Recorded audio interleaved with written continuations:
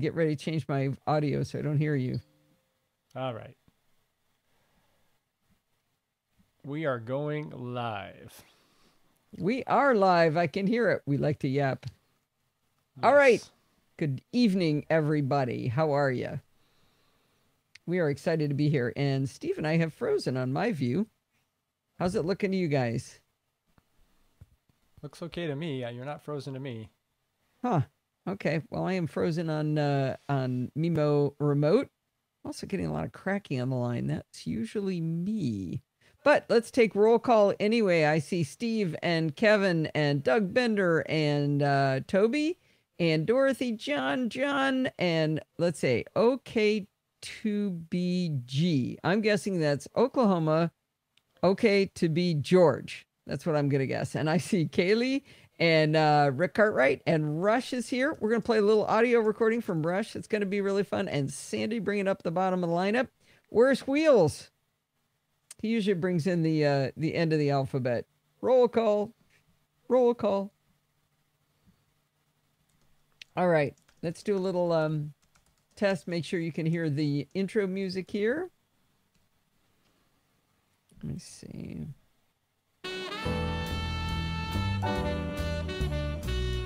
Can you hear the music? I sure can. We're good. All right.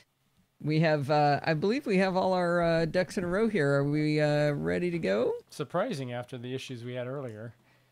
Yeah. Yes, we do actually test things before the show, even though it may not seem that way all the time. But we do mess with things too. Yes. I am messing with something really fun. Actually, I'm going to show you guys. This is, this may have been the root cause of one of the problems, but I don't know if you guys can see that. It's a little tiny USB-C device. It is. It's, you know, I realized I can't unplug it because if I set this on the desk, the cats will take it for sure. Oh, yeah. That's a play toy. But I think this might have been causing some of my networking problems. But you don't get to hear about it this week. How many ducks do you have? The infamous chip sound on service. What? Oh, that's where that sound's coming from. I just heard a noise. All right. I feel like everything's slided to the right. So TJ wants to know what it is. Are you going to talk about it later? Well, I'm going to talk about it next week. Oh, so you're just going to have to wait, TJ. Sorry. I could tell you guys now if you want to. If you guys want a little reward for being here. It is a device called Luna.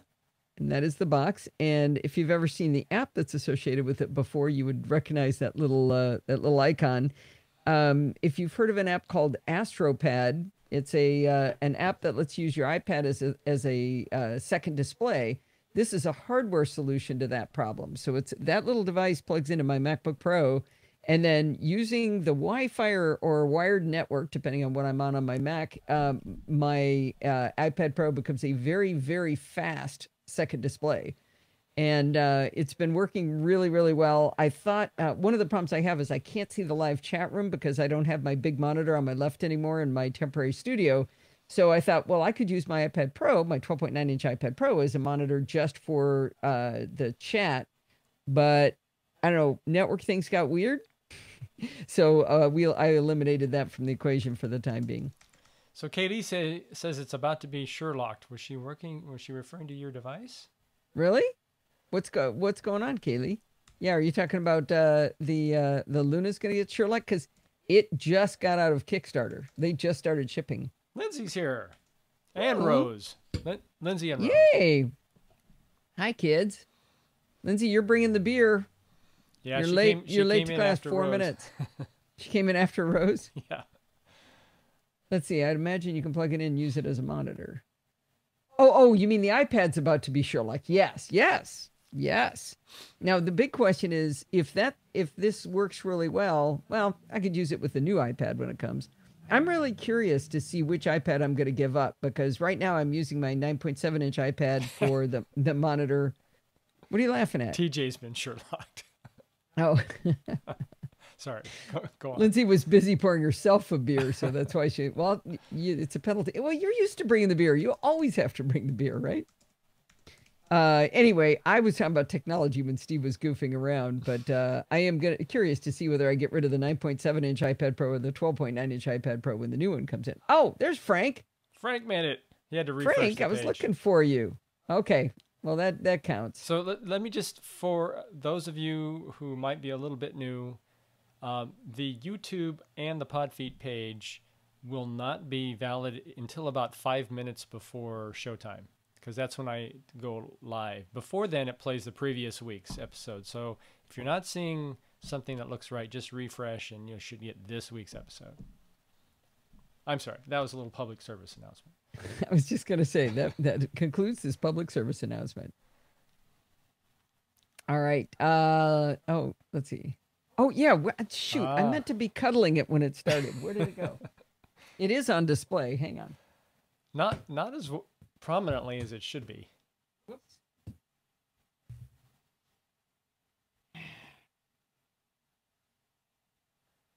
Anybody who didn't see it last week, this is the pillow that Sandy made me.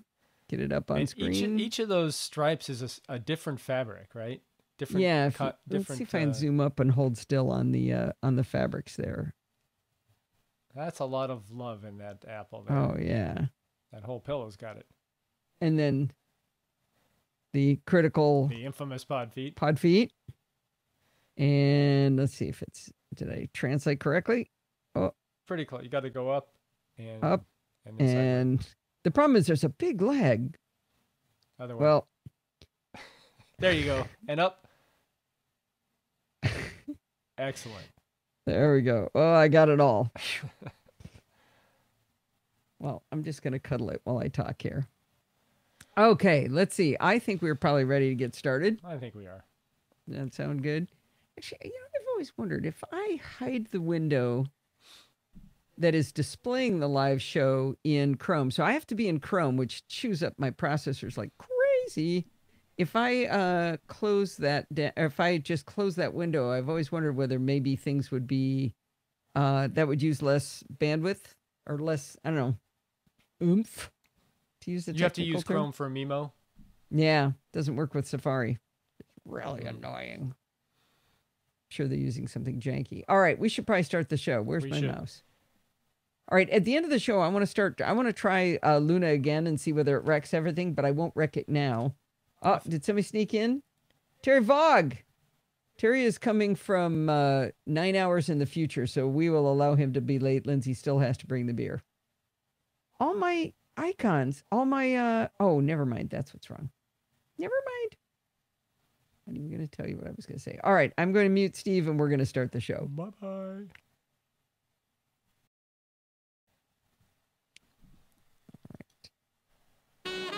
Hi, this is Allison Sheridan of the NosillaCast podcast, hosted at podfeet.com, a technology geek podcast with an ever so slight Apple bias. Today is Sunday, October 21st, 2018, and this is show number 702. Well, Steve and I are really, really excited because our son Kyle is getting married this Saturday to a wonderful woman named Nikki. We absolutely adore Nikki, and we couldn't be happier about it. Now, you might wonder why you care about that. Well, we got the rehearsal dinner on Friday, we got the wedding on Saturday, the goodbye breakfast on Sunday. So I'm just guessing it's going to be hard for me to have the show ready for you on Sunday night. So I've decided we're going to have a one-day slippage with the live show at 5 p.m. on Monday night instead of Sunday night. I hope you will all survive waiting that extra day to get the NosillaCast. Well, recently I've been busy with other people's podcasts in the last couple of weeks, and I wanted to tell you all about them. Last week, I was a guest on In Touch with iOS, which is a podcast by Dave Ginsburg and Melissa Davis. Melissa's been dealing with some house issues lately. I could totally sympathize. We've been sharing notes on how annoying it is to have contractors inside your house all day, every day, all the time. But anyway, since she was having those problems, I snuck on with just Dave. We first met Dave at MacSoc Expo in Chicago a few years ago, and after watching him speak on the main stage there, I asked him, why are you not doing a podcast? Evidently, I was not the only one to suggest it to him that weekend. He is absolutely a natural, and he knows so much about iOS. I learn from him every time we get together. So he met up with Melissa and hence began In Touch with iOS. Anyway, I was on episode 37 where we talked about iOS 12 tips, and that was, of course, mostly him teaching me things, and we talked a lot about Apple Watch and fitness. It was great fun, and I hope you go check it out at intouchwithios.com. Now, when we were at MacSoc Expo this year, Bob Wood of the Tucson Mac Users Group, also known as T-Mug, cornered me and talked me into doing a talk for T-Mug. I did it over Skype, and to my surprise, Melissa Davis was there. She even took a selfie of us together with her on stage, or her in front of me on stage. It was pretty funny. Anyway, I guess the moral of the story is do not go to Macstock Expo or you'll get tricked into podcasting and presenting and meeting fun people and making new friends. The other podcast I got to be on this week was with a whole new friend. Darren Carr does a show called the Mac Quadcast. Darren is a quadriplegic, paralyzed from the neck down, and on life support. That does not seem to slow him down one little bit. He's got this really cool format for a show. Right now, he's interviewing Mac luminaries. Dave Hamilton, Dan Morin, and Adam Christensen, among others, have preceded me. Anyway, he has a stock set of questions, but of course, because he has varied guests, it means the show takes completely different turns with each guest. He asks us for our favorite piece of Apple hardware of all time and our favorite iPhone of all time and why. In software, he asks either for our most useful or our biggest time-wasting service. What does not he Mac mean? What did I even mean to say? You got me. In software, you unmuted yourself. You're on a timeout right now. In software, he asks either for our most useful or biggest time-wasting services. Oh, not he is supposed to be on the.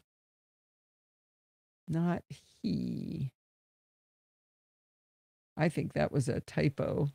Alan joined us. Alan. Yes. Alan. Oh, is that the one? Is that the one? With the chipmunks or the? Yeah. Sorry, I bet he's tired of that. Let's see. Where am I? What is that picture? That can't be John.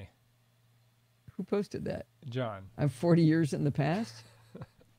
John, is that really you? Is it one of those people you?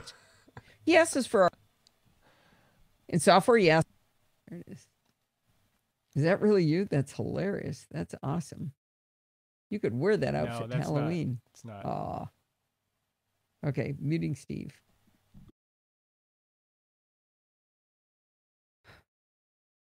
In software, he asks us for our most useful or biggest time-wasting service on the Mac. That doesn't make any sense.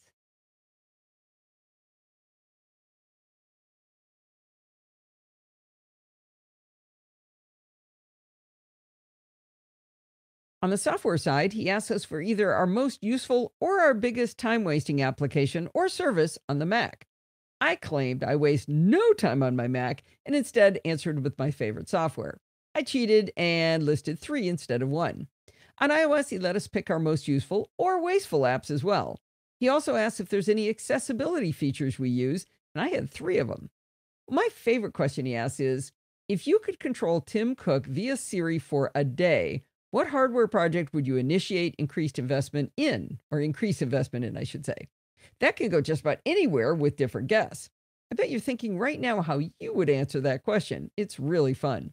Anyway, I don't want to spoil the whole show, so I'll stop describing it and encourage you to go over to the Mac Quadcast at themacquad.com and go look for episode 12 featuring me. Of course, you can search for the Mac Quadcast in your podcatcher of choice. By the way, he's even got a giveaway going on for the note-taking app Bear in the episode I'm in, so you have even more incentive to listen. Chit Chat Across the Pond this week was Programming by Stealth installment 65 of X. This time, Bart takes us through Bootstrap input groups. These are really cool. Think about a form online that has information you're supposed to be filling in, but you're never sure exactly what they're asking for. Let's say they're asking for you to type in some money. Well, what currency do they mean? Are you supposed to include the numbers after the decimal or not? With Bootstrap input groups, you can put in little symbols or words before or after the input field to make it obvious, like a euro symbol and .00 on the end, so you know you're not supposed to type the numbers after the decimal. As with all things Bootstrap, it's not something that can't be done in HTML, but it's so much easier to make them pretty and elegant without being a designer. Now, I gotta tell you, Bart and I always have a good time together, you know that, but for some reason, we were particularly gleeful during this episode. Even when I got lost at one point, as I often do, and sometimes I get really frustrated, this time it was fun and interesting, and we laughed a lot. Remember, you can start Programming by Stealth at any time, like John Tiftikjian did, who's, he's on installment 24 right now. It's evergreen content, so it's just sitting there waiting for you. Check out Programming by Stealth in your podcatching app of choice, and it's also available in the full Chit Chat Across the Pond feed. And of course, you can always listen at podfeed.com. I'm getting a lot of crackling. All right, let's let Steve talk. Steve, your video's gone. Here I am. I didn't go anywhere. Yeah, but your video disappears. That is so weird. I do that. I let them see what you're recording when you're recording. Yeah, but it doesn't seem directly correlated. Well, sometimes I forget. That's the beginning. It's pretty enough. Even when I got lost at one point, it was fun and interesting, and we taught a lot. That's a good typo. I said we taught a lot instead of laughed a lot. Teaching, laughing. So, have you done a chapter mark and save recently? Just to the point where I should. Yeah. Now we're going to start with some blog posts. All right. Except this one isn't up yet. Yes, it is. How to win an Apple Watch activity competition. Oh, okay. Why would you? I thought you were going to do PBS.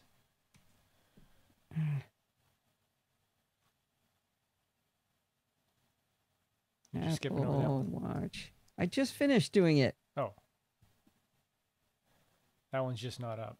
Don't go looking for it, people. Yeah, the idea was to do it, but it didn't happen yet.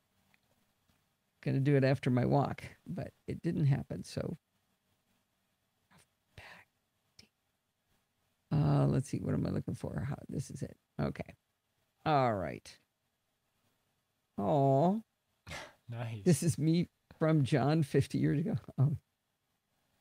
He's just telling John, because John showed one of, he was going to. I'm not sure he did. Oh, yeah. Hey, did you remember to make sure that the video from last week was Forbes hosting?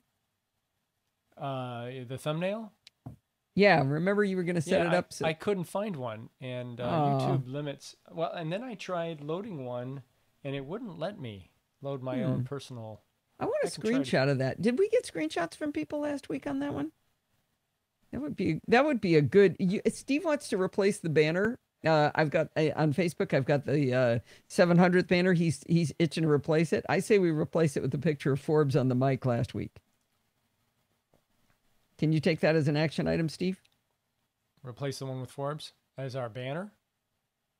Replace the one of the 700th with the picture of Forbes with the headphones on and at the mic last week. We'll try it. If I can do it this time. Write it down. Sure, I'm writing right now. Liar. I can tell you're not. Okay, I'm muting you then if you're not going to do your job. Oh, that's nice, Toby. Is that a real screenshot? Adobe Crud? Other. Okay, I have got to seriously. Did you? Where did you find? Is that an app in the App Store? No, that looks like a screenshot from if you put Adobe Creative Cloud into a folder, and the folder was called Other, it abbreviated the name Adobe Crud. I can't save that as a screenshot. Okay, let me do this. Oh, you can download the image. No, I'm not able to. It's not giving me that. My right click. I took a screenshot. I got to do something with that. I want to know whether it's really yours, TJ. Okay, I know I shouldn't be screwing around like this, but he started it. He did. Adobe Crud. That is so funny. Ooh. But I do want to know whether it's TJ's or not. Can you watch and see if he... Oh, wait. Yes. Okay, so it's actually from his Mac. That is so funny. Because I want to give you credit. That's hilarious. Okay. Cancel that. All right, here we go. Get back to work. Bye-bye.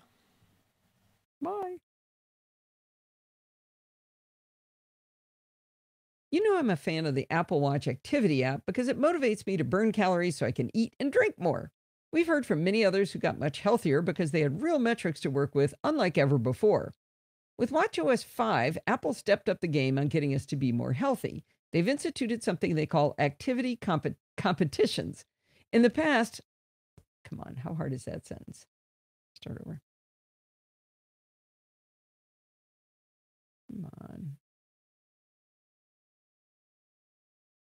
You know, I'm a fan of the Apple Watch activity app because it motivates me to burn calories so, I can eat and drink more. We've heard from many others who got much healthier because they had real metrics to work with, unlike ever before. With WatchOS 5, Apple stepped up the game on getting us to be more healthy. They've instituted something they call activity competitions. In the past, sharing activity with friends really hasn't been that interesting, nowhere near as good as the way Fitbit did it. Mostly because people's goals are so different, it's really hard to compare and compete. To have an effective competition, I think you really want to compete with someone who is close in goals to you. Like, not taking on Bart. He burns like 1,800 to 2,000 calories a day. That's nuts. Turns out my good friend Pat Dengler has a calorie burn goal very close to mine, and yet blows through her goal pretty often. Pat's goal is 680 calories, and mine is 660. Really should up mine by 20 calories. I can't have her doing better than me. Anyway, the new competitions work in an interesting way, and the math of it is not at all obvious. By not obvious, I mean I had to create a spreadsheet and work together with Pat to figure out how it works. I sure hope I'm able to explain it to you without you having to look at my spreadsheet, which is, of course, in the show notes. Apple explains how to start a competition in a knowledge base article I've put in the show notes at support.apple.com. They explain first how to add a friend to sharing and then how to challenge that friend. Basically, you tap on their name in the sharing section of the activity app on either the watch or the phone and then tap compete. The other person then has to accept the challenge. I like to start by quoting directly from Apple on how the competition points are calculated, and then I'll go through my understanding of what they mean. They say, during the competition, you both earn points by filling your activity rings. You get a point for every percent that you add to your rings each day, and you can earn up to 600 points a day. That's a max of 4,200 points for the week. That sounds simple, right? But how exactly is that calculated? And more importantly, are there strategies you can employ to win? Okay. I said, what they mean. I don't think I let you proofread this. Okay. All right. Here. The most obvious strategy to win a contest is to lower your goal, but both Pat and I are far too honest, and we would totally catch each other if one of us tried that kind of sneaky maneuver. So let's assume you're not a cheater either, and see if we can figure out another method to increase your chance of winning an activity challenge. To find the competitions on the phone, open the activity app, then tap on sharing, and you'll see all of your competitions at the top. When you tap into the competitions you want to view, you'll see a whole bunch of fun metrics and graphs. The same thing happens essentially on the watch. Pat and I started a competition on Monday, October 13th. The competition starts the next day, so our competition went from Tuesday through Monday.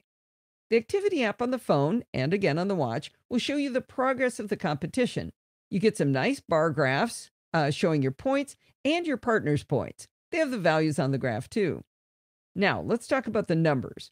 The first day, I got 546 points, and she got 411. The second day, we both did better at 578 and 516. But Thursday and Friday, we both got 600 points. Now, I'm not going to read off all the points, but we both got to wondering, how are those points being calculated? How did I get 546 points and she got 411 on day one? Okay, there are a lot of typos in this. I don't believe the word bot has been intentionally spoken here.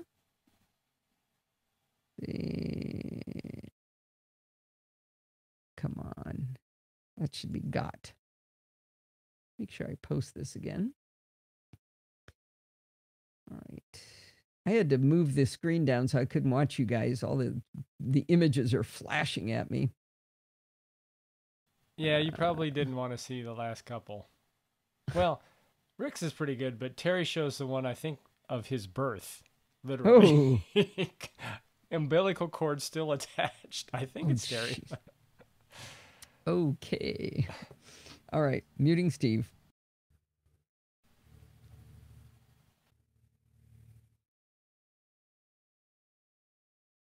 To repeat the quote from Apple, you get a point for every percent that you add to your rings each day, and you can earn up to 600 points a day. All right, let's see if I can explain this. Let's take that first day. I got 546 points. My calorie burn was 919. I stood 16 times and I exercised 82 minutes.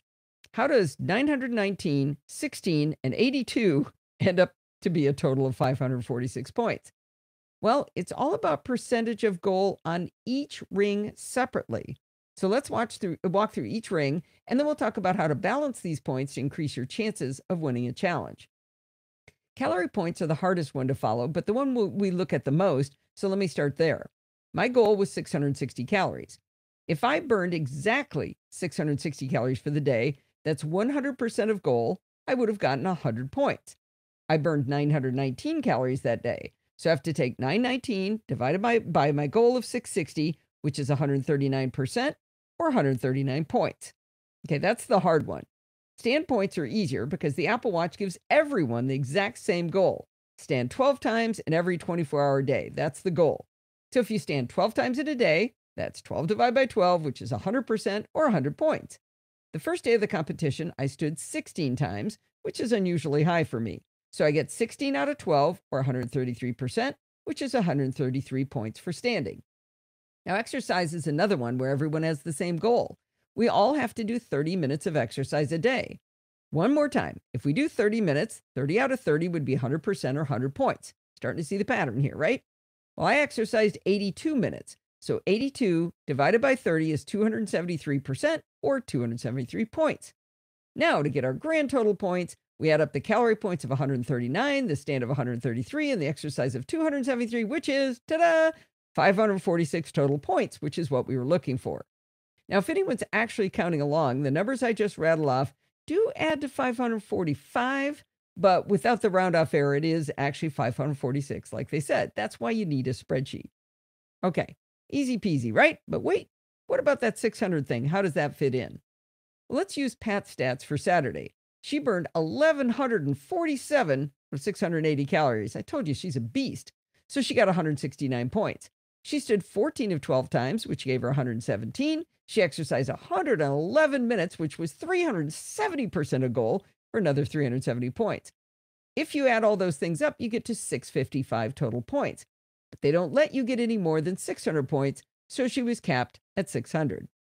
Now, if you balanced your work between the three types of rings to get all 600 points, you'd have to do double your move goal in active calories, you'd have to stand 24 hours a day, double 12, and you'd have to exercise 60 minutes a day. Using math, I can show you the best way to get your points, because I'm guessing you're not going to be standing up 24 hours a day. I promised at the outset I'd help you win these competitions. When Pat first challenged me, I said it was no fair because she picked the week we had our grandson Forbes with us. Well, I knew it'd be much harder for me to get in a second hard workout in the mornings or to get my first workout done in the mornings, and it'd be nearly impossible to get out of the house for my long walk with Tesla in the afternoon. But it turned out to be the perfect week to be challenged. With me running around after Forbes all day long, I didn't have long stretches of time sitting at my desk writing. Remember we had a short show last week? That's why. I was standing way, way, way more than I usually do. The stand goal of 12 is normally the hardest one for me to achieve. Instead of hitting 12 a day, I had all 15, 16, and 17 stand days.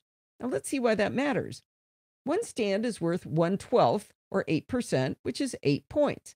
To get 8 points in burned calories, I would have to burn 8% of 660, which is 53 calories.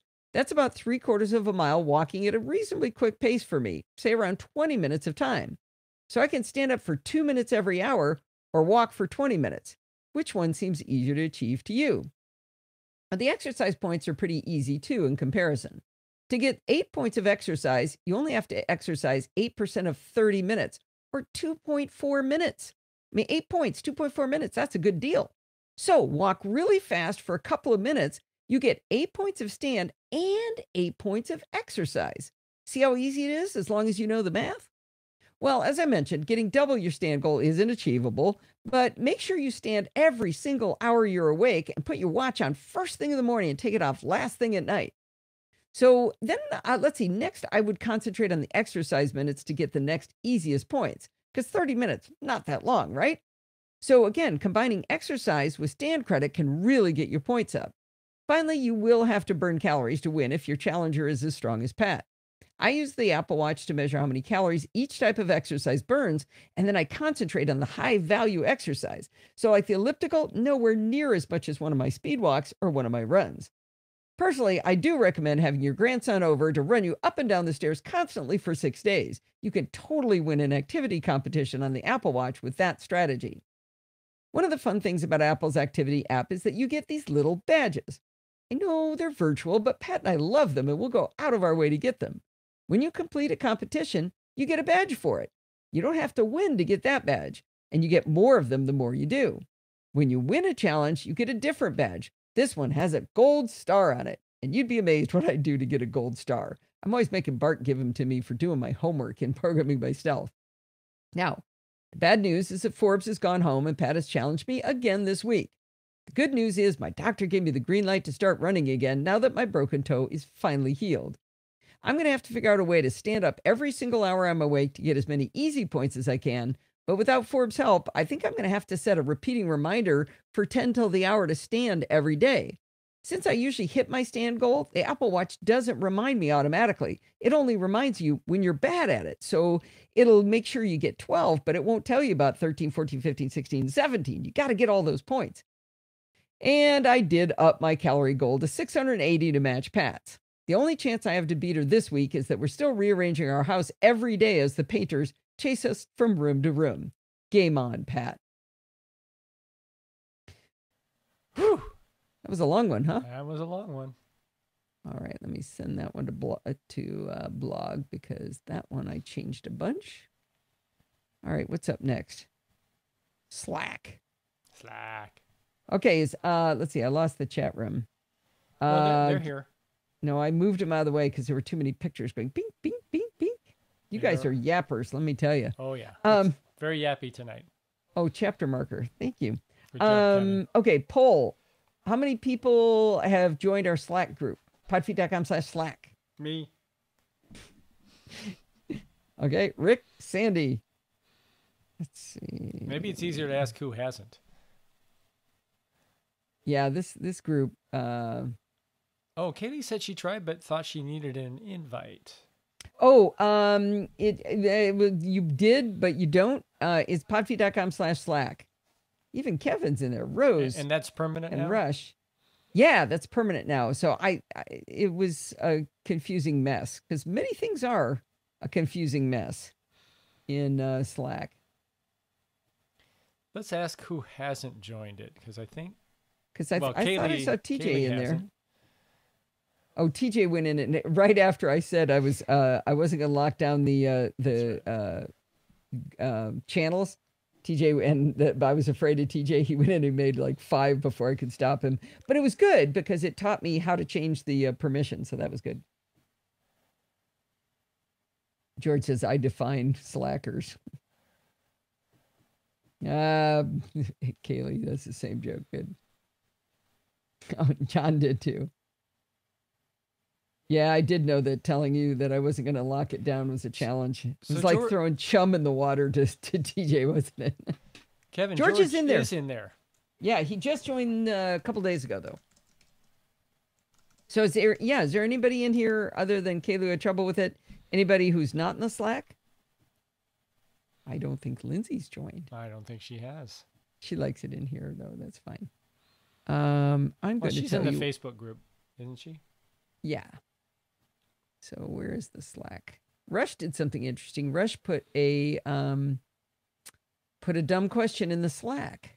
Gave me the audio for it. So I am so I haven't been able to make a blog post yet.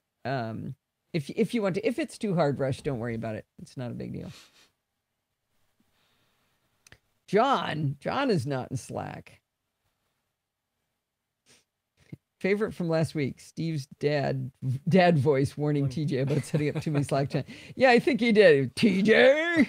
That was funny. Am I going to have to turn this car around? All right, I'm muting Steve. Here we go. Last week on the show, I talked about the demise of Google Plus and how I was trolling around for a replacement for people who didn't like Facebook. I came to the reluctant initial realization that perhaps Slack was the answer. Lots of people use Slack and claim to like it, but I was less than enamored with the interface. Over the last year, I've been forced to use Slack for Screencasts Online and for Daily Tech News Show, and I've gotten used to the things that used to annoy the heck out of me. I mean, they're still annoying, but I'm used to them. A long time ago, I actually created a Slack workspace for the podcast, but I never told you guys about it or did much with it. Before I recorded the show last week, I dusted off the Podfeet Podcast Slack, put on a new logo, fixed up the name, added a few channels, and sprayed around some air freshener. After recording the show, I posted a link to the Slack in the live Discord chat room to see if the live NosillaCastaways wanted to kick the tires a bit and tell me what they thought. Quite a few people went in and started banging around, so I posted a link to our Slack in our Google Plus community, and even more people came in and gave it a look. I thought it might be helpful if I gave you some basics of using Slack, because it's really taking off. I'm very far from being an expert in the tool, but over the last week between us, we've figured a few things out. First of all, let's talk about the interface. Slack can be accessed via pretty much any platform. There's native apps for the Mac, iOS, Windows, Android. You can also get in via the web. The desktop app looks pretty similar to the web interface, so moving back and forth between those two is not problematic. However, switching between desktop and mobile is tricky. I found at least two features that must be accessed in the opposite way between them. We'll get more into that in a bit. The hardest thing to wrap your brain around is the concept of having multiple Slack workspaces. In my case, I have one for the Podfeet podcast, one for Screencasts Online, and two for Daily Tech News Show. Tom Merritt has one for the people who are guests on DTNS Show and another one that's for his patrons, so I'm actually in two of them. Now, when you're in multiple Slack workspaces, you'll see those icons down the left sidebar if you're on the desktop, hidden on to the left if you're on mobile. When you're in a given workspace, you'll see another sidebar. You'll see new threads at the top, if there are any new threads that you haven't read, or it'll say all threads if there's nothing new. We'll talk about threads in a minute. Next up are the channels, and that's going to be a whole discussion unto itself. Basically, channels are different areas for discussion. You can have as many or as few channels as you like. Next in the left sidebar are direct messages. I hate to admit it, but I really like having a DM capability inside of a community conversation area. Finally, you can add apps to Slack workspaces. I think this is what makes Slack really powerful, is its extensibility. I haven't done much, but I did add the polling app Poll Everywhere. You know, I love me a good poll. Each Slack workspace has its own Slack URL. For example, podfeet.slack.com and dtns.slack.com. But you can't join using those URLs. You have to have an invite URL in order to join, or an admin has to send you an invite directly. Now, those URLs are important. Once you have been in one, and let's say you get a new device, you need to know what that URL, that podfeet.slack.com, you need to know that in order to find it again, which is a little weird and annoying. Anyway, in the list of weird interface issues with Slack, I've got another one. When I first created an invite to the Slack, the invite said it expired in 24 days. I couldn't see a way to change that. I was thinking, man, this is going to be a real pain to have to update that darn link every few weeks. I did a search online for how to create a permanent link. While the instructions clearly said I could make a non-expiring link, following along took me to the expiring link option. Then I noticed in very small print that I could edit the options, but I could only edit what I'd done if I deleted the original link I'd created. Okay, so I deleted it, asked for it again, and now I had an expiration dropdown that showed 30 days, but I could select longer terms up to and including never for the expiration. Armed with that non-expiring link, I was able to edit the double secret hidden .htaccess file at the root of podfeet.com, and that allows me to add a redirect to that long drawn-out Slack URL. What all that means to you is that you can now go to podfeet.com/Slack to join the new Slack channel for the Podfeet podcast. No permissions required. When you go in there, it's going to ask you for your full name. You can make up anything you like if you'd like to be anonymous. I'm looking at you, George and Dorothy. But, you know, names are nice too. You also get to pick a handle, which is fun. If you get in early enough, you can even have your first choice of names since they're unique within our workspace. You need to give it an email address, which they'll ask you to use to verify. George from Tulsa and I talked about the security policy of Slack, and it turns out they encrypt your data in transit and at rest on their servers. They do, however, have the encryption keys. They say Slack will only disclose customer data in response to valid and binding compulsory legal process. This is also true of iCloud services, so it's not unusual. I put a link in the show notes to the Slack security practices page so you can do some more reading up on it if you like. Now let's take a look at channels. Channels are specific topic areas. In a business environment, you can see where you might have a big team of people working on sub-projects, and everyone doesn't want to have to dig through all of the chatter to get just to what they want to know. In the Podfeet podcast environment, though, I'm going to try to keep the number of channels to a minimum. I regretted how many different topic areas there were in our Google Plus community. You don't want to have it where people can't figure out where they're supposed to post. So far, I have created 4 channels: General, NCS Show Off. I wanted to call that NosillaCast Show Off, but I'm not allowed to have that many characters in the name. So hopefully, you know that NCS means not like NCIS, but NosillaCast Show Off. And then Show Announcements. And then I made one called Delete Me. These names are cryptic, like I said, because of the short limit on how long the names can be. The Delete Me one is there for a very good reason. Because in our list of weird and annoying things about Slack is that channels are very hard to discover. You can be invited into a channel, and some can be private invite-only channels, or you can attempt to find the public channels on your own. On the Mac and on iOS, you'll see the word channels followed by a plus in a circle. On iOS, if you tap on the word channels, nothing at all will happen. But if you tap on the plus, you'll be shown a list of all the available public channels. If you have the privileges to do so, there will also be a create button to create new channels. Now, on the Mac, you have to do the exact opposite thing. My iPad Was that has been... a cat? TJ has been talking in the Slack. Oh, and so is somebody talked to Rush. Well, I tried. It was blinking. It was turning on, so I tried to move out of the way, and I knocked my water bottle over and the phone off the desk. So that was good. Do you need any help? No, I'm fine. All right. I just had to quiet that down. Now, okay, we'll start right it now. Did I scare you, Kevin? I needed to save and have a sip of my beer. The dark sausage overlords are coming. Nice. All right. Call Dr. Freud. All right.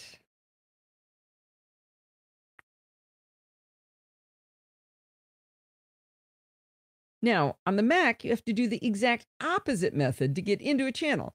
If you tap on the plus sign, you can only create channels, given the privileges. You cannot see the available channels. The only way to view the channels available to you is to tap on the word channels instead. How dumb is that? I mean, why couldn't they just make it the same on both? Well, in the Podfeet Slack, I created a channel called Delete Me, just as a test to see if people could find it. The funny thing is that a lot of the discussion about the Slack interface is taking place in that throwaway channel. You gotta love the NosillaCast ways. Well, as the owner and admin, I can set the default channels that people see when they first join, so you get 3 real ones. But if you joined after I added those, you'd have to find the channels using these instructions. I think it might be a good test to see if you can find the Delete Me channel and join a bunch of people who are messing around in there. Oh, Rob Raitt and Alistair Jenks and Jamie Cox were in there day one. So a lot of people are having fun just trying to find the channels. By default, all members have a lot of power. When I told the NosillaCastaways in the live chat audience about Slack, I mentioned that anyone can make a channel and that I would leave it open like that until our youngest NosillaCastaway, Toby, started going crazy. Within about 2 minutes of me telling them how to get in, Toby had created 3 very silly channels.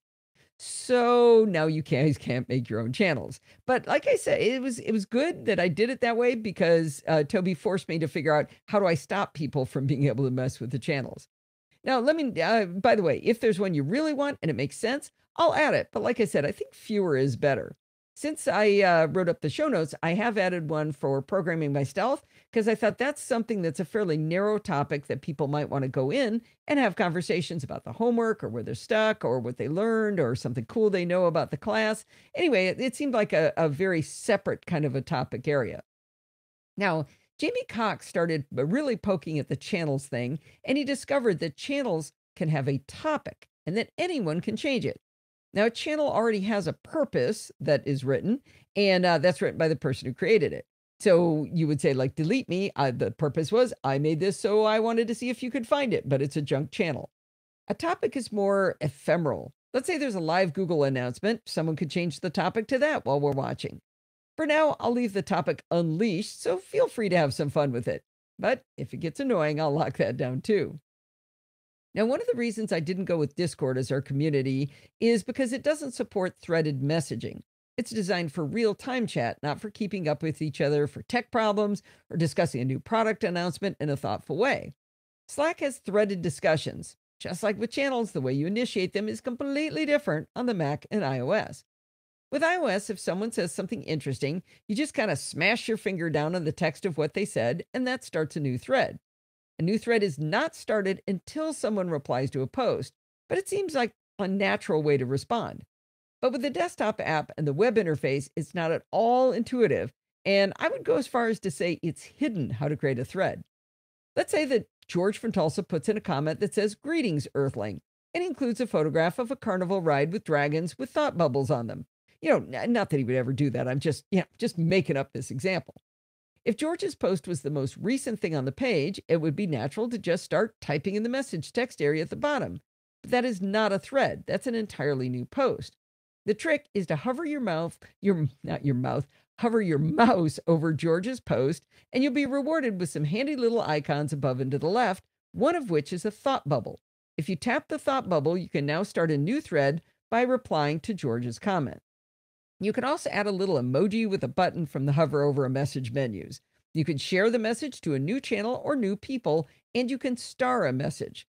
I think starred messages are just for you so you can keep the things you want to remember or to which you want to refer later in a little list. In the far upper right of the Slack window is a star, which if selected will reveal all of your starred messages in a side panel on the right. Now, I wish I knew why they did it one way on the Mac and another way on iOS. I know you can't hover on iOS, but you could make it where you don't have to hover on the Mac either. I have a feeling that this will be one of my pet peeves where I'm constantly nagging people to use message threads. Like, well, actually, you didn't do a thread. You need to do it this way. So hopefully we can all share the load and keep reminding people, telling people how to make threads, because it's really helpful to use threads. But, I'm going to sound like the only nag. So if you could help nag, that would be great. Now, tagging people in Twitter, Google+, and even Facebook is a great way to catch someone's attention. Slack supports tagging people by using the @ symbol followed by their Slack handle. You could set your notifications to only let you know if someone @ you, so the chatter doesn't overwhelm you. Sandy Foster learned that the hard way on the first day we stood up the Slack. She kind of had to turn a lot of stuff off because it was going crazy. Sometimes you might need to catch everyone's attention, and Slack actually has the ability to do that. You simply @ everyone. I'm not sure that's something I can restrict to owners and admins, but again, I will leave that open unless it gets abused. I really like that Slack has direct messaging built into it. It's as simple as hitting the plus button and doing a search for the person with whom you want to chat privately. Once you've chatted with someone, their name lives in a list under where it says direct messages. I mentioned that you can set notifications for your Slack workspaces. In the upper left where you see Podfeet Podcasts, there's a little bell. If you select that, you can snooze notifications for a period of time and even set a do not disturb schedule, like I should have done while I'm in the middle of this podcast, but my watch is going off like crazy because people are talking in Slack. I forgot. Anyway, you can set notification preferences on a channel by channel basis. So let's say you really like to get notified when things are hopping in the general channel, but you don't want to get an alert every time I post a blog post or a podcast episode in the show announcements channel. You can set the channels independently to notify you of all new messages, only those in which you're mentioned, or any one of the keywords you're following gets mentioned. They do keywords. That's really cool too. Or you can have no notifications at all on a specific channel. You can even set these 3 levels of granularity separately for desktop and mobile, and you can even mute an entire channel if you like. But maybe you don't want to fiddle with settings on every single channel and every single Slack workspace you're in. You can change your default notifications in your account preferences. I really like services where people get to control what kind of information they want to receive. Maybe I like to hear the chatter all day long, but you prefer to just dip your toe in from time to time and calmly consume the content on your schedule. It's great that Slack allows us to both have it the way we like it. The bottom line is that while Slack has some very weird interface inconsistencies, after learning how well you can control notifications to get just the information you want, I'm actually becoming a bit fond of Slack. I've had a few people say, hey, I'm in Facebook, but I really want to leave Facebook, so it'd be fun to be over here. So that's kind of cool. I was worried this might bifurcate the Facebook community, but it's even more. But it's actually, maybe it's going to be the great unifying application that we've been looking for. So if you head on over to podfeed.com/Slack, you can join the conversation. I'm not going to be plugging the Google Plus community anymore after this. Now, what do you guys think? Tell me what you think over in our Slack group. You unmuted early. Well, I was quiet. So Are there separate limits? Yeah, so Kaylee points out the 10,000 message limit in Slack. After that, what happens? You have to start paying? No, I think they automatically, you just can't see them anymore. Can't see the older ones. Oh, that's not a problem. Yeah, and I don't know, I haven't seen exactly what you have to do as far as deleting old files. I'll just put you in charge of that. Kaylee says the users can only do that, not admins. That doesn't make sense. Kaylee's usually right on stuff, but it's like I always argue with Bart. How often is Bart wrong? That doesn't make any sense. That the admins couldn't delete stuff. Oh, and there is a storage limit, 5 GB. Yeah, until you pay. All right. I got to keep moving. It is, it's 5:51. Yeah. You got a lot more? Oh, I'm at 30 minutes. This is good. I got one more, right? Yeah. It's time to listen to Rush. Yay! Yay, Rush. Rush. Here we go. He's got such a great voice. By the way, the person who's been doing all those Slack messages is, guess who? TJ. Oh, TJ, yeah. And he's also forgot to turn changing the topic. I'm shocked and appalled that happened. And he started a poll. Good. All right. All right. Dumb question. So I'm going to put in a marker, but there won't be a blog post. Wait a minute. Question corner. Oh, this is not. No, you do have one more thing after this, right? Security bits. Yeah. Okay. But I'm doing the activity thing from Rush. Okay. Meeting Steve. All right.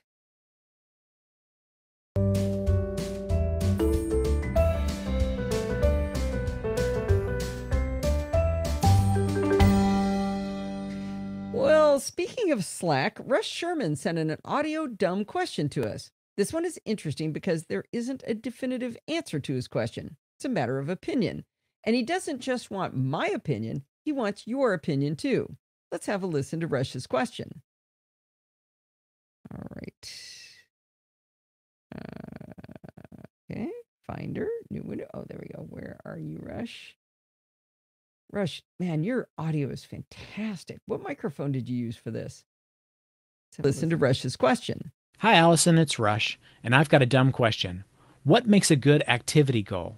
This question is a broad one, but intentionally so, because what I'd like to hear are your thoughts, as well as maybe those of Steve or Bart or any of the Nozilla castaways that have thoughts on how do you set a good activity goal. It came about when I was thinking about buying the Series 4 watch, and one of my favorite apps on the iPhone is the Activities Plus Plus app, which you've reviewed, I think, on your blog as well as on Screencast Online. That app alone has helped me with the Workouts Plus Plus app to no longer need my fancy Garmin Forerunner watch, which I've used in the past. Instead, I'm able to use that and monitor streaks of closing my rings. However, I'm currently at a 40-day streak, and I'm asking myself, if it were 1,000 days, would that really be a good goal? At what point does a goal and hitting it for so long really sort of indicate that maybe your goal is too easy? I know it's a balance of time and other things, and it can probably change over time. So thanks for considering my dumb question. All right. That was awesome. Okay. Let's see. Put me up there. If anybody wants that mic, let me know and I'll do my Amazon affiliate link. All right. Yeah. Isn't that a great question? I love it. Question. Well, thank you, Rush. This was fantastic. What a great question. I would love it if everyone with an opinion on what they think is the best way to figure out a good activity goal is for Apple Watch and iPhone. I would love it if you guys participate and send in your opinion. If you have an opinion, you could do it a bunch of different ways. You could email me your answer at allison@podfeed.com. You could put it in our Facebook group, or better yet, put it in our Slack over at podfeed.com/Slack. I didn't talk about any hardware products this week, but if I had, I would have told you how you can buy them at Amazon. Maybe you know this already. I might have mentioned it in passing, but if you buy Amazon products from the links I provide in the show notes, a small percentage of what you spend will go to help the show. It's about as painless of a way of supporting the show as you could possibly hope. So for the time,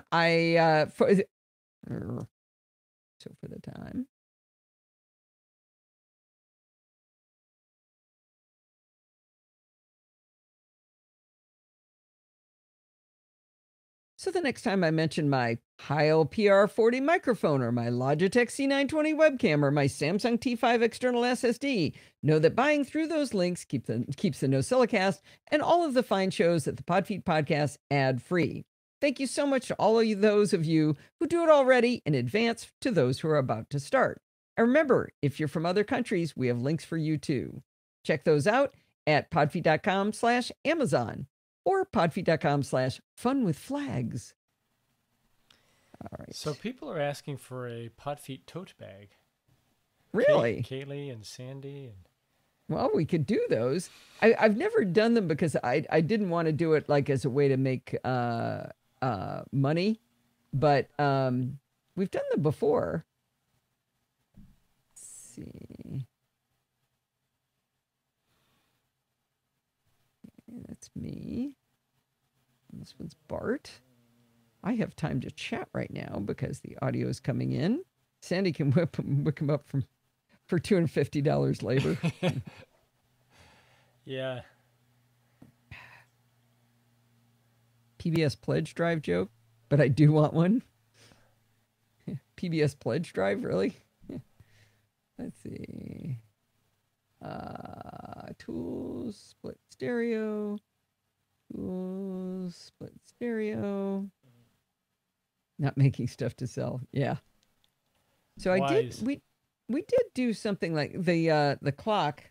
Let's see, Steve, erase the clock. No, it's there. No, erase the clock. Oh, you want me to erase it? Yeah. So now the real clock that's behind there, that was for sale for a while. In fact, it probably still is. Okay, I gotta do some listening and here. mugs, and I think we did mugs and... It's programming by Stealth a channel. Yes, Alan, I just made it a channel. Okay, ready? Well, it's that time of the week. Let's see. Well, it's that time. Okay. So did you chapter mark this and save? No, I didn't. I don't have a good spot for it just yet. One moment, please. But don't lose that thought. Don't lose that thought. Yeah. Okay, get rid of that. Get rid of that. Take this, and oh, if we line those up right there, that's about right. Okay, so this is Bart on my channel. This is me on Bart's channel. And then if I pull this up to here, you're letting them watch this, right? Oh, sorry. No, all this time they weren't. Well, No. that was like the only interesting thing I do. Okay, now they can see your editing. All right, let's see. Oh, but I should probably put a chapter mark in right there. Yeah, because I think people only listen to the show for Bart. Oh, yeah, we do have hats. NosillaCast hats. Yeah, we do. We have Podfeet hats. Find the link, Steve. Where is that thing? Where is that link? We never talked about. Go find it. Give me a moment. What was that website called? Yeah, we never plug it. Steve and I, we wear stuff from it. I don't know why you guys aren't. We're Google really can good find marketers. Yeah, and in fact, I think you can choose to have the logo be. The reason I think you're showing my screen, by the way, is because your video is gone, and has been. That's why I thought you were showing it. Flags.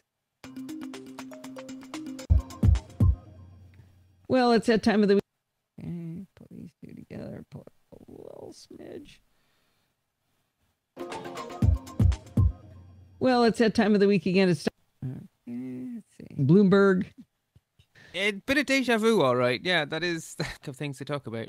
All right, good. Well, we should tuck in then. Yes. Okay, I think I need to balance this a little bit. I always get a little bit of lag. And then balance. Lack of things to talk about. All right, good. Well, we should tuck in then. Yeah, so the first thing is just... Okay, save. Now go to the end. Did you find it yet, Steve? I did. I will post the link. Hold on. What was it, Cafe Press or Zazzle. something? Oh, Zazzle, yeah, because I didn't like Cafe Press. You hear the Bart voice. Why is that not working? Why am I not... Come here. Go to the end. Is that that one? Oh, there it is. Never mind. All right, there's a keystroke there. Well, that's too bad. Well, we'll give you a chance to sip that when we're done here. Okie dokie. Well, until next time, the key takeaway, as always, stay patched. I'm hearing weird noise. Oh, that's because Steve's still making nose noises. I can't turn you off. I'll turn me off. No, I couldn't. Yeah, stop playing with your nose. It was hot. Now it's mildly warm. Well, that's too bad. Well, we'll give you a chance to sip that when we're done here. Okie dokie. Well, until next time, the key takeaway, as always, stay patched and stay secure. Wow. Mildly warm. That's a 2-hour show. So the Zazzle page, it's Oh, got an God, iPhone case. It's a 5S 5C case. That's great, Steve. Oh my goodness. It's been a few years since we've updated this. Yeah, it might be. We Hi, really T-Dog. need How does Tesla know when the end of the show is? 15% off the latest and greatest. Okay, that's funny. Who found that? Well, I Kaylee. put the link in there, but she zoomed right in on that 5S. Yeah, it's 5S possible. case. So is there, I think there's a way to make a tote bag with it on. Yeah. If she buys two, will it work with her iPhone 10? Nice. Ah. Nice. Okay. Nice, Kaylee. Stay patched and stay secure. All right. I'm going to start right here. Right there. There you go. Okay. Well, that is going to wind us up for this week. Do not forget to send in your dumb questions, comments, and suggestions by emailing me, as always, at allison@podfeed.com. You can follow me on Twitter at Podfeed. Remember, everything good starts with podfeed.com. You want to become a Patreon? Podfeed.com/Patreon. Want to join our Facebook group? Podfeed.com/Facebook. Want to try the new cool Slack where all the cool kids are? Podfeed.com/Slack. Want to join the live show and chat with all your little friends? Podfeed.com/chat. Want to find those Amazon affiliate links? Podfeed.com/Amazon. And if you want to join the fun of the live show, which is normally on Sunday nights, but it will not be on Sunday next week, head on over to podfeed.com/live next Monday, the 29th of October at 5 p.m. Pacific time, and join the friendly and enthusiastic Nosilla castaways. Thanks for listening and stay subscribed. Well done, Podfeet. I think Podfeed Tumblr. I think Toby used about 100 of our 10,000 limit in the past 5 Yeah, minutes. my watch was going bananas. And they're dad jokes. Why is he putting dad jokes? He's got some. Please tell me he put them in delete me, though. This is general. Toby, so Toby, this stuff goes in delete me. Yeah, do that stuff in general. Don't do it in the main channel. delete me. And delete me, yeah. Now everybody's going to think it's junk. Go back and delete anything. Yeah, delete or the dad Toby jokes. Put them over and delete me if you'd like. Yeah, delete me's the junk channel. You want to screw around in there, I'm not going to bother you. But, yeah, don't do that. That's why we can't have nice things. All right, let's see. All right, move this up here. All right. Sliding. He's deleting them. Moving. Thank you, TJ. I mean, I don't mind a good dad joke now and then, but I want to. Well, they got to be in the right spot. Yeah. Got to be a place where October you can... That's why delete me is there, right? 5 p.m. Pacific time. Join the friendly and enthusiastic Nosilla castaways. Thanks for listening and stay subscribed. I like. Oh, don't forget to update the Nosilla castaways Google Calendar. I actually did, Rush. I did it. And for some reason, my calendar has 3 of them. So I don't know. But I did it 3 times in theory. That's good to know. Somebody actually looks at that. Ooh, Alan wants a Podfeet magnet. Maybe we need to go up and refresh that Zazzle page. Put a Yep, couple. Nobody's ever asked for that. All right, it is 6:04. I've Wow. kept you guys after class. Yes. But I don't know about you guys. I had fun. Had a good time. Why is Steve's video? Do you guys see Steve right now? Actually, I'm frozen. All right. I see me in the stream. All right, good. Well, I think we are all set. We will I will put the NosillaCast on Fantastical iOS calendar. Yeah, it's a little tricky. If you go to the live, podfeed.com/live, there's a URL. I think it's still there. You copy that URL. I didn't make it a link because you can't click on it. You have to copy it and then paste it into your client. All right, I'm going to wave goodbye to everybody. It looks like people are starting to cut off, so I am going to say goodbye. And goodbye to Rose. Mwah. Bye, everybody. Bye-bye. Bye, Lindsay.